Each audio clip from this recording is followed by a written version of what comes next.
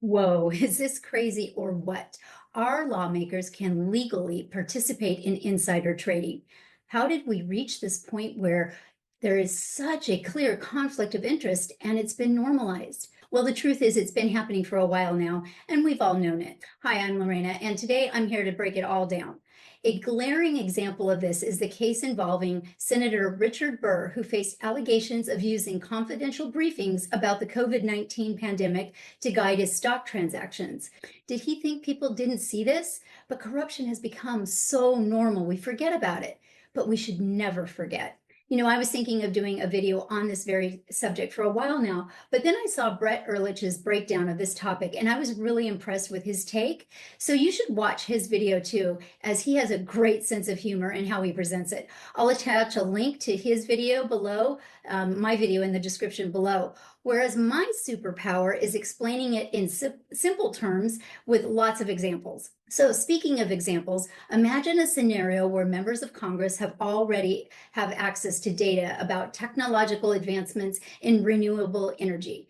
Before this information goes public, they invest heavily in related stocks, leading to significant personal profit once the news hits the market. So this isn't just unethical, it's a betrayal of our public trust.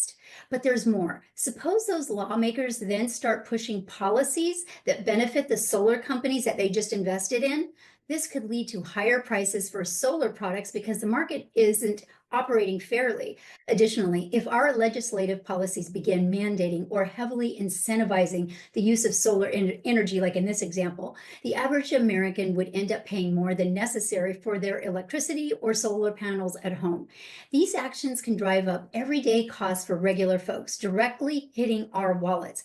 All the while, it's increasing the profits for that member of Congress. Do you see how this is a major conflict of interest and how we've just let it go for so long? How is this even possible?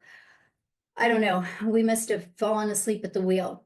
This issue surfaced prominently during the 2008 financial crisis, but has been a sporadic concern with roots traceable back to the early 20th century.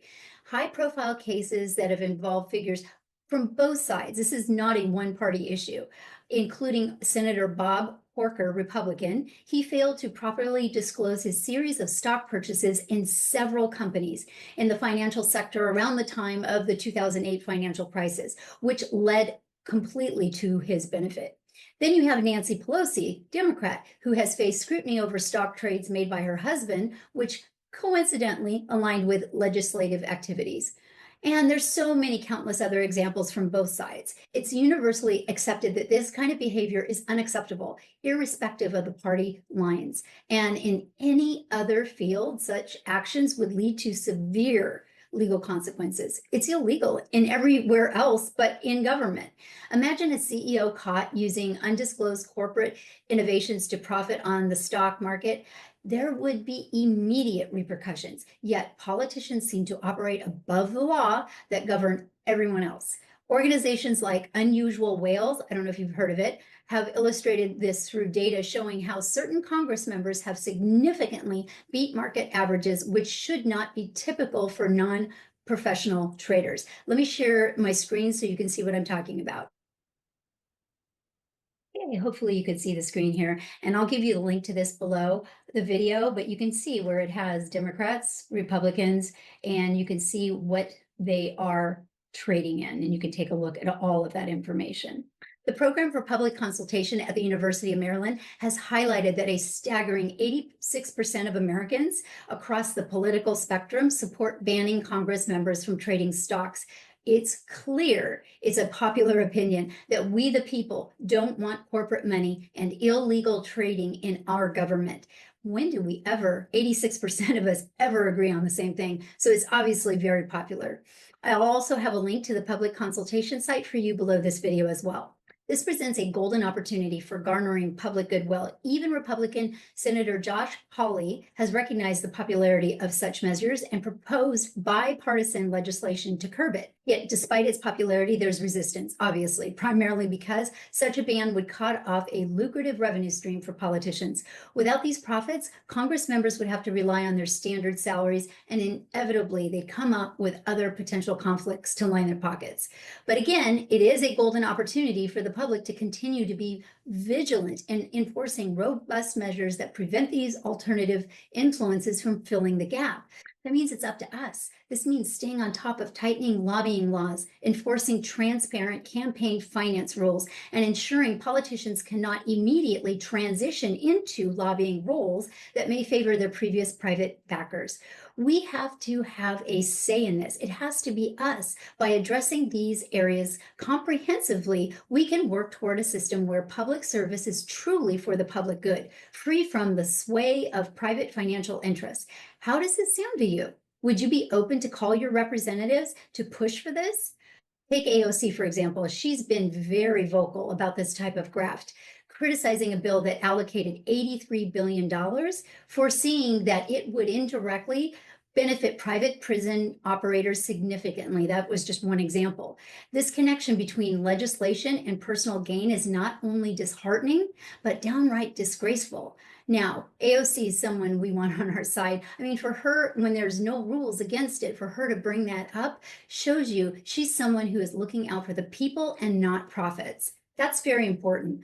A really great idea that came from Brett Ehrlich from Rebel HQ's video that I talked about earlier. He said, and I love this, we could consider alternative incentive models for politicians. Similar to bonus structures based on job performance, what if political salaries were directly linked to the merits of public welfare in their districts?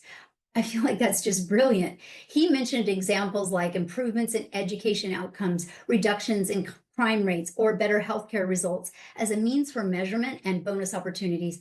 Pure genius. This kind of accountability would realign their priorities with those of the public, with ours, ensuring that their financial gain is directly tied to societal benefits. This system would fundamentally alter the motivations from personal enrichment to genuine public service. Just imagine that. This is probably what our forefathers actually envisioned from the beginning. The Democrats have an opportunity right now. You know what? Actually, let me restate that. Any party has an opportunity right now. We must adopt this form of economic populism and clear anti-corruption stance if we are to regain the trust of the people, if we, the people, are to regain the trust in our government.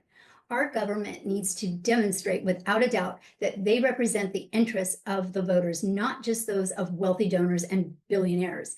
So what are your thoughts? Do you believe these measures could change the landscape of political integrity, or do you see another way to ensure our representatives truly serve the public interest, truly serve us? Well, that's all for today. As always, get the facts, stay strong, and take action. Don't forget my bonuses below this video and the other links that I promised. Ciao for now.